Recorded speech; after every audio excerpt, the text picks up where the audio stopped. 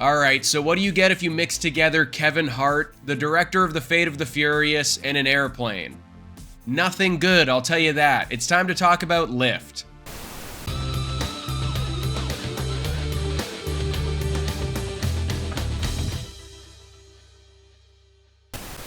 What's up, guys? I'm Sully, and today we're talking about the brand new Kevin Hart heist movie on Netflix, Lift. All you need to know about this one is that the story goes like this. An international heist crew led by Cyrus Whitaker raced to lift $500 million in gold from a passenger plane at 40,000 feet in the air. So there are a lot of these kinds of blockbuster heist action movies that I'm a pretty big fan of. Baby Driver, Point Break, Ocean's 11, stuff like that. But I feel like in recent years, it's become one of the most lazy and predictable subgenres of films, and for some reason, Netflix is obsessed with making the same type of movie over and over again. I mean, you look at stuff like Army of Thieves, Triple Frontier, Red Notice. What do all three of those have in common? Other than being set around a robbery, they're just not really all that great in the first place. So I have no clue why they keep doing this to us like once a year at this point. I feel like I'm taking crazy pills. So if it wasn't obvious enough already, Lift does absolutely nothing to break that recent trend. And I really feel like unless this is the first heist movie you've ever seen in your entire life, you've already watched this film many times before.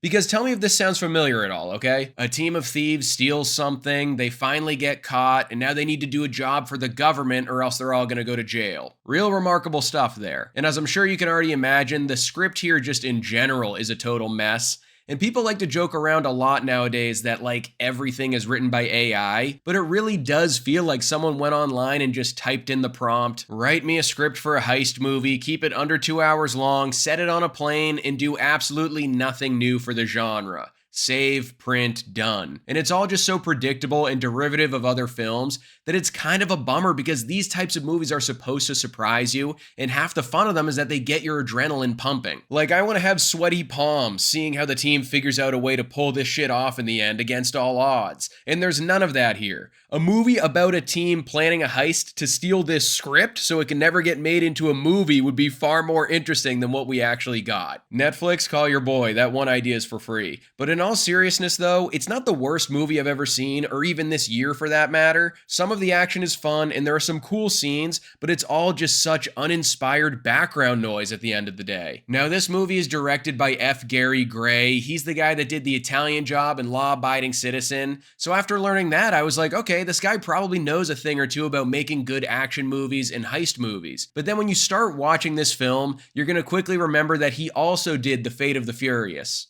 Yeah. This movie is unfortunately a lot more like that than the previous films I just mentioned. And look, say what you will about the most recent Fast and Furious movies, at the very least they're full of fun action set pieces and are entertaining the entire way through. Because this film really struggles to keep your attention and excitement going after it reaches the halfway point. There's just not enough to this story to be exciting and interesting the whole way through. The back half of the movie is obviously spent almost exclusively on this plane they're trying to rob, which makes sense, but there's just not enough stuff for the characters to do, and nothing that makes the movie stand out from the 5,000 films in the genre. It's all just so overdone and cookie cutter down to the actual team itself. You can pretty much tell what role everybody is supposed to fill just by looking at them for 5 seconds. There's the techie, the pilot, the safecracker, the brains, yada yada, so on and so forth.